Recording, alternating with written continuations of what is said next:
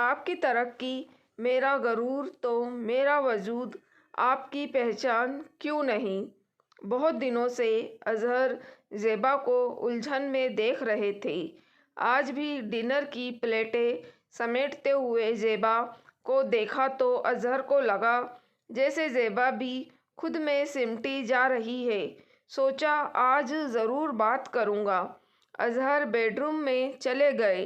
TV पे अपना पसंदीदा क्राइम शो देखने में मशगूल थे। ज़ेबा मशीनी अंदाज में सोने से पहले के काम निपटा रही थी। नाश्ते में छोले भटूरे बनाने का सोच के छोले भिगोए, दही जमा चुकी थी, उसे फ्रिज में रखा। बच्चों की चादर सही की, दोनों सो चुकी थी। माथे चूमे और अपने बिस्तर पर आ गई। बेड लाइट जलाई और सोने की तैयारी में थी। अजहर ने एक नज़र ज़ेबा पे डाली, इशारे से पूछा, सब खैरियत है? ज़ेबा ने जवाब में फीकी मुस्कान दी और करवट बदल के सोने की कोशिश करने लगी। अजहर मझधार में थे। सोचा कि अभी सस्पेंस बढ़ रहा है क्राइम शो का, उसे कैसे छोड़ूं। ज़ेबा से बात बाद में करता हूँ। ज़ेबा उधर करवट लिए माजी में गोते लगाने लगी। यूँ तो ज़ेबा हमेशा इस करवट लेटी कि अजहर का चेहरा दिखता रहे। शादी के चंद महीनों बाद की पहली तकरार थी। मोहब्बत भी थी और अदावत भी। नाराज़ हो गई थी ज़ेबा और उसी नाराज़गी में करवट बदल ली थी। अजहर की तरफ पीठ थी। वहीं क्राइम शो था, दिलचस्प मोड़ भी था, पर मोहब्बत का जुनून था। अजहर ने झट से कलाई पकड़कर कहा था, नाराज़गी जिस हद तक भी जाए, पर कभी मुझे पीठ नहीं दिखाना। तुम्हारा चेहरा मेरी नज़रों से ओझल न होने पाए। और हमेशा आगोश में भर लिया था। चूड़ियाँ खनक उठी थी और एक एक कार चूड़ियों भी उतर दी थी अजहर ने कि इन खामोशियों में हमारी तुम्हारी धड़कनों के बीच यहाँ मुझे गैर लगती है।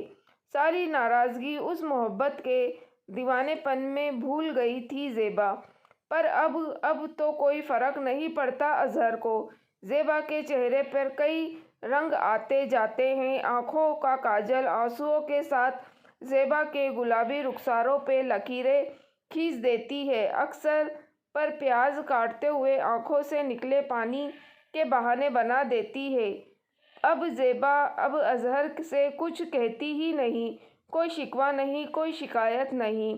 कई बार जानते हुए करवट ले की पीट कर देती, पर अजहर को कोई फ़र्क ही नहीं पड़ता था। अब रात बीत गई, सुबह फिर आई, पर ज़ेबा की चूड़ियों में आज भी खनक नहीं थी। अजहर के मन के चोर ने कहा, पूछो तो सारी शिकायत मुझसे होगी, और वो भी ऐसी जिन्हें मैं दूर नहीं कर पाऊंगा। सब अपने अपने मुकाम पे चले गए। बच्चे स्कूल, अजहर अपने काम पे, ज़ेबा ने भी घर के काम निपटाए, मेड्स को सारे काम समझाए। सास ससुर भी कुछ दिनों के लिए बेटी के पास गए थे, सो घर में ज़्यादा काम भी ना था। ज़ेबा ने अपना वार्डरोब खंगाला। सोचा जो कपड़े नहीं पहनती उन्हें किसी ज़रूरतमंद को दे दूं। पैसे नहीं कमाती तो क्या, कम से कम नेकी ही कमाया करूं। मन ही मन सोच के मुस्कुरा पड़ी। तभी उसकी नज़र अपनी पुरानी और पसंदीदा साड़ियों पर पड़ी। सोचा इसे किसे दूं। उन्हें अलग रखा, बाकी कपड़े उठा के रख दिए मेड्स को दिखाने के लिए। जिसे जो पसंद आएगा ले जाएगी। साड़ियों को निकालते 5 दिन बीत चुके थे। रोज़ उठती, देखती और रख देती।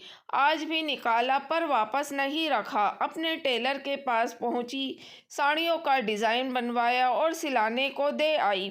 तयशुदा दिन पे जब लेने पहुंची तो टेलर ने कहा, आपकी 2 डिज़ाइन मेरी एक क्लाइंट ने पसंद की है, आप इजाज़त दे तो उनका भी बना दूं। ज़ेबा ने हंस के कहा, अरे राजू, तुम कब से पूछने लगे, बना दो।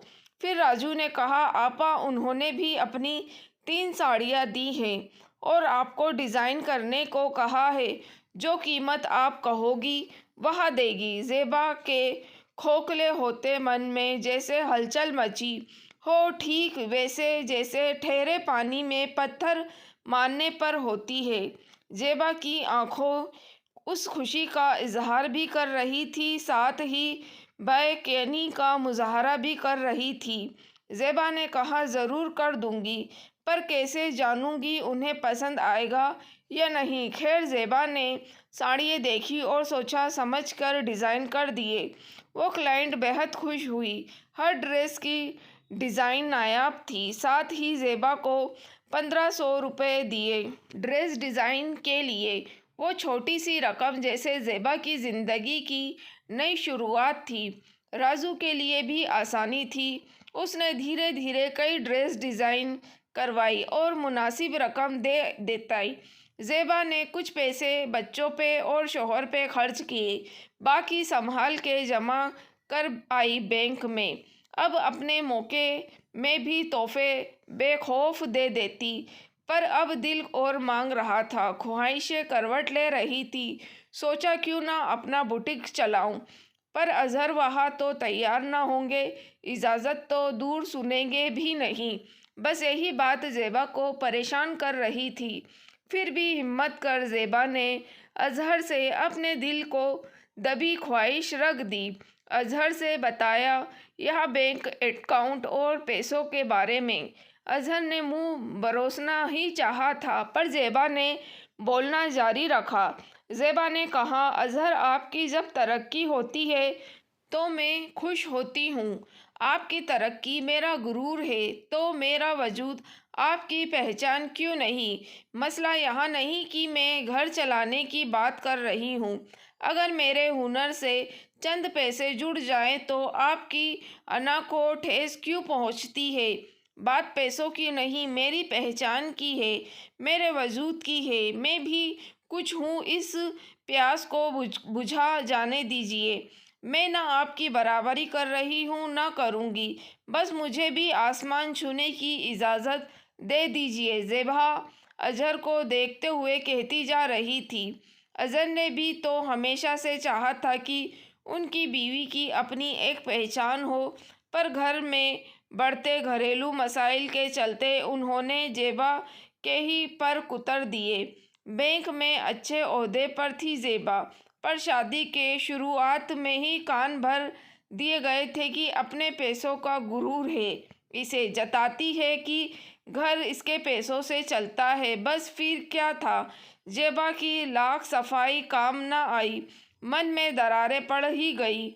ज़ेबा के दिल में कसक रह गई। अपने खर्च जिसने खुद उठाए थे बरसों से, आज उस ज़ेबा को अपने शोहर के सामने हाथ फैलाना नागवारा गुजर रहा था।